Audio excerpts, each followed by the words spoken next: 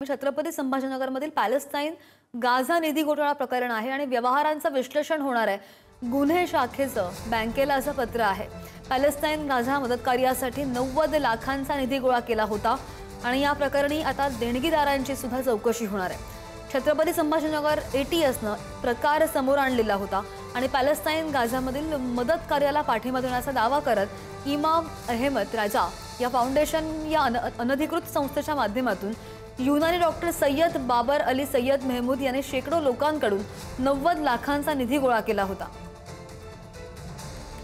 आणि या संदर्भात आणखी माहिती घेऊन प्रतिनिधी सुमित आपल्या सोबत आहेत। सुमित, बँकेला जे पत्र दिलं गेलंय त्या बँकेच्या पत्रामध्ये नेमका काय उल्लेख आहे आणि आता याची चौकशी कशी होणार आहे? नक्कीच छत्रपती संभाजीनगर गुन्हे शाखा यासंदर्भात तपास करणार आहे।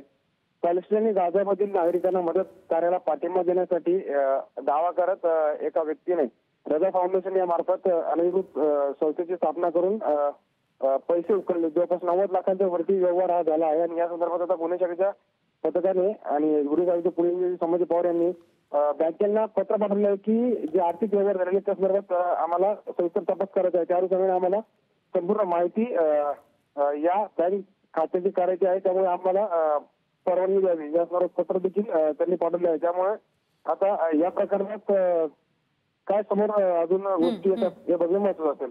अगदी सुमित, धन्यवाद दिलेल्या माहितीसाठी।